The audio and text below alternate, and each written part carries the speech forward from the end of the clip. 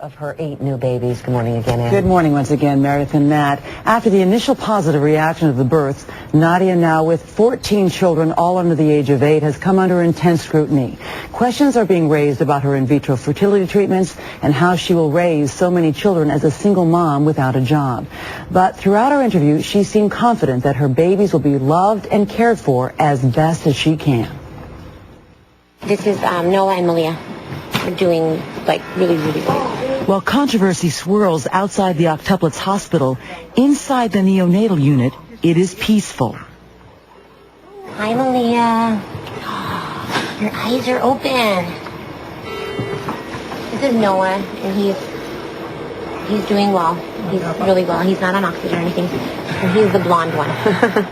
He's Jonah, the tiniest one that was the troublemaker, and that's why they had to deliver early. This is Isaiah. Baby C. Hi, Angel. You recognize my voice? Naraya. D. Hi, sweetie. I wish I could be here all day. You're F. You're F. But he's Jeremiah. And he is on bilirubin lights for jaundice. Hi, Makai. I love you. I want to hold you. I'm going to come back and hold you. Hi, Josiah. I wish I could stay a long time, all day long, and I can't. Your brothers and sisters at home want to see you. I feel torn because I have the other kids at the house, and I want to be here too. And I can't wait till they're all together because it's like we're not a whole family yet. How did an only child end up with 14 children? That was always a dream of mine, to have a large family, a huge family. And I just longed for certain connections and attachments with another person that I really lacked, I believe, growing up. How did this impact you, being the only child in a family, you say, where you were wishing for more affection from your mother? I just would long for siblings. It's very different to have a lot of friends. My mom would rationalize, well, I always provided you with many, many friends. And I'm like, yes, I know, that's true. It's very different. It's a very different bond, siblings and friends. During a failed 7-year marriage, Nadya's attempts to have children ended in a number of miscarriages. I had so many reproductive problems, from fibroids to severe endometriosis, lesions. I also had a laparoscopy to get rid of lesions in my fallopian tubes. They turned out my tubes were scarred. So the only option left over was IVF. Nadya says she had her first procedure at the West Coast Infertility Medical Clinic that now goes by the West Coast IVF Clinic in Beverly Hills. She says the doctor implanted more than the average number of embryos because of her medical history. They're saying what he did for the first time was wrong, that you should only do transfer. 1 or 2. Okay. They're saying 1 or 2 at a time. Taking my history into consideration, it was very appropriate. And then once that was done and one grew and he was very healthy. And why didn't you stop? He deserved siblings. See, that's again me projecting my own wants and wishes onto my child. And I continue to do so throughout all of them. I'm focusing on their needs while still focusing on mine, wanting that huge family. Not really, I'm sure they would say they did too, but they knew that's what I wanted. So I know now that I may or may not have really deep down wanted that many siblings. But I at the time, I was so focused, so fixated on wanting so many that I just kept going. So you're saying you deluded yourself into thinking that your 6 kids wanted a bigger family? Not really deluded myself, but I knew that's what I wanted.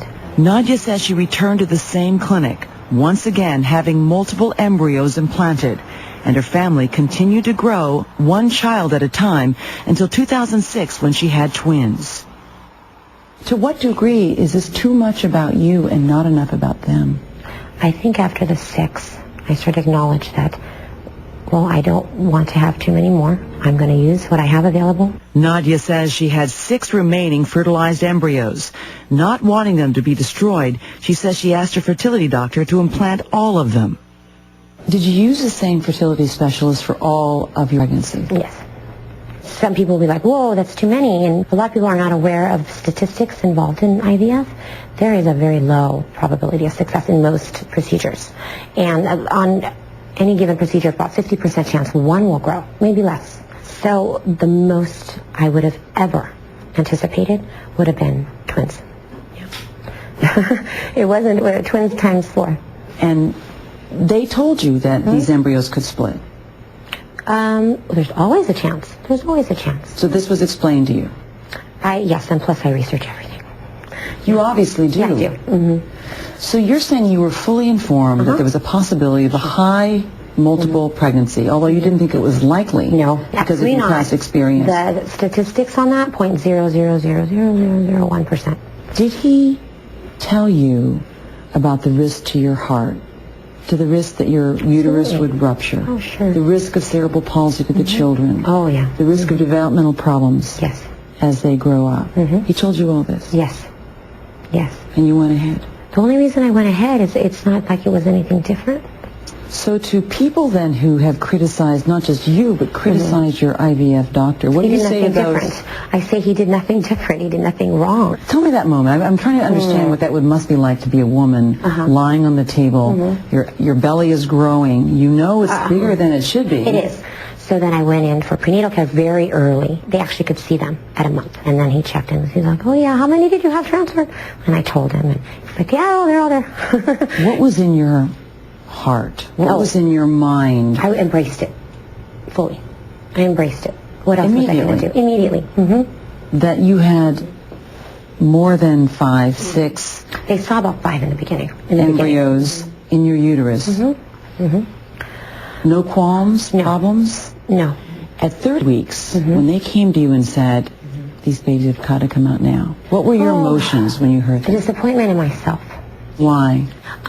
Because I wanted to do the very best I possibly could as an incubator for these babies. And everyone knows, the womb is the best place. So you started to you started feeling guilt? Absolutely, yeah. And fear? Fear, what were the emotions? Guilt, fear, disappointment in myself for not being given the opportunity to go farther. These may seem irrational, but they're just feelings. So the doctors come to you. So they're waiting. They have everything prepared. It was just amazing how they did it. They had everything in order. It's so ordered, so organized, and everything A, B, C, D, E, F, G, color coordinated. You're lying there thinking, what's happening? I was a little nervous and I was focusing also on the pulling and the pushing. All of a sudden, there was this a weird commotion. It was just people are kind of screaming. And then all I heard Dr. Maples say, there's an H. That's all I remember. There's an H. And then they got the H. And I actually started crying. The overwhelming feelings of shock. And I was thinking something irrational. Where are they going to put H? Hi, Jonah. Describe the first moment when you actually saw these babies. So the next day I went to see them, and they were amazing. It was just so tiny. They looked so tiny, but they were just miracles. They were beautiful. They were just so beautiful. And they're so healthy. Healthy, yeah. Very healthy and thriving and just active, very active. It will be several weeks before any of the octuplets are released from the hospital. Are you ready for this? I have to plan. Every single day I'll become more ready, and more ready. Because I don't feel it helps anybody to become overwhelmed.